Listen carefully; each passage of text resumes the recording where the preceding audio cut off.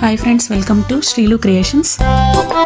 Friends, ఈరోజు మనము sabudana vada snack item recipe prepare చేసుకుంటాము. ఇది బ్రేక్ఫాస్ట్గా తీసుకోవచ్చు, స్నాక్ ఐటెంగా తీసుకోవచ్చు. ముందుగా ఈ సగ్గుబియ్యం వడలు ప్రిపేర్ చేసుకోవడానికి 1 కప్పు సగ్గుబియ్యం తీసుకుంటున్నాను.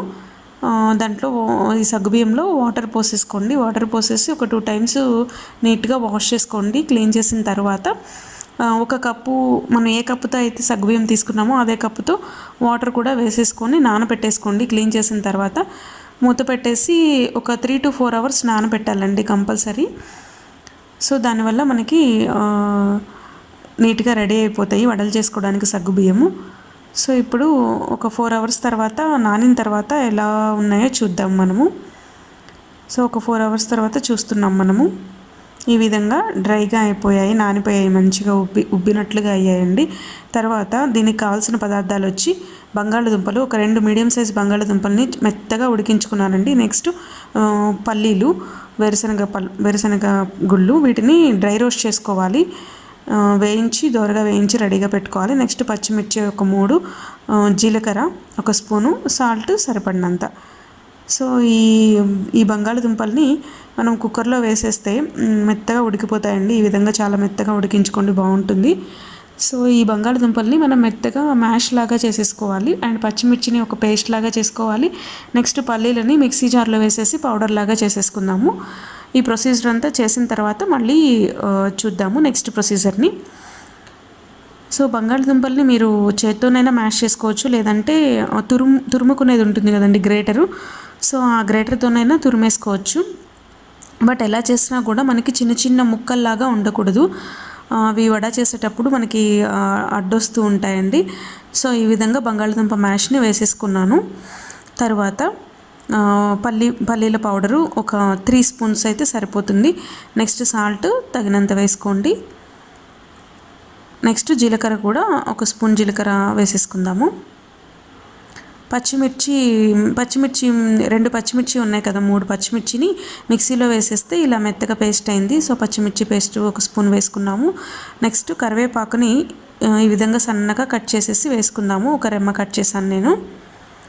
సో ఇప్పుడు ఇవన్నీ మిక్స్ అయ్యేలాగా బాగా మిక్స్ చేసేసుకుందాము.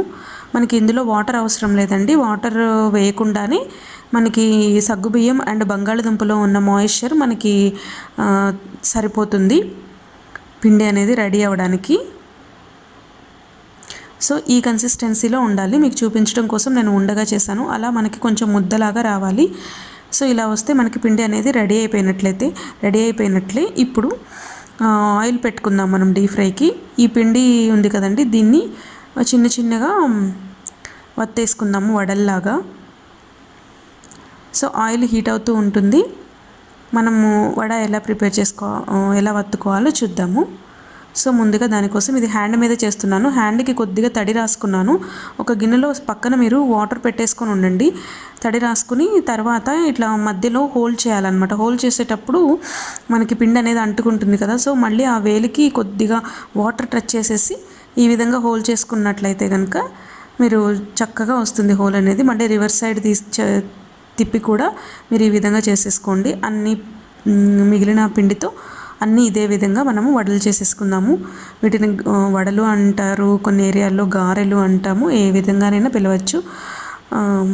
సో ఈ విధంగా నేను అన్నీ రెడీ చేసి పెట్టేశాను. ఇప్పుడు ఆయిల్ హీట్ అయింది. ఆయిల్ హీట్ అయిన తర్వాత మనము స్టవ్ని మీడియం ఫ్లేమ్లో పెట్టేసుకొని మనం ఈ వడలన్నింటినీ కేర్ఫుల్గా వేసేసుకుందాము ఆయిల్లో. ఇవి కొంచెం ఫ్రై అయిన తర్వాత అవే పైకి వచ్చేస్తాయండి ఆయిల్లో. సో ఇప్పుడు ఇవి కొద్దిగా అంటుకున్నట్లు అనిపించినా కూడా గరిటెతో తీసేసి ఇలా రివర్స్ చేయండి. కొద్దిగా ఫ్రై అయిన తర్వాత ఇవి మంచి గోల్డెన్ బ్రౌన్ కలర్ వస్తాయండి. మీడియం ఫ్లేమ్లో ఫ్రై చేసుకోవడం వల్ల చాలా క్రంచీగా క్రిస్పీగా వస్తాయి. లోపల పార్ట్ కూడా బాగా కుక్ అవుతుంది మనకి. సో ఈ కలర్ వస్తే సరిపోతుందండి. చూస్తున్నారు కదా, ఈ విధంగా మనకి అన్నీ రెడీ చేసేసుకొని ఒక ప్లేట్లో పెట్టేసుకున్నాను. చూస్తున్నారు కదా, మనకి సాబుదానా వడ చాలా చక్కగా రెడీ అయిపోయింది. క్రిస్పీగా, టేస్ట్ చాలా బాగుంటుందండి.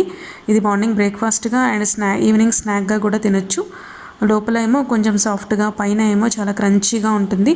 ఫ్రెండ్స్, మీకు ఈ సాబుదానా వడ రెసిపీ మీకు నచ్చిందా? నచ్చినట్లయితే ప్లీజ్ లైక్ చేయండి, షేర్ చేయండి, సబ్స్క్రైబ్ చేయండి.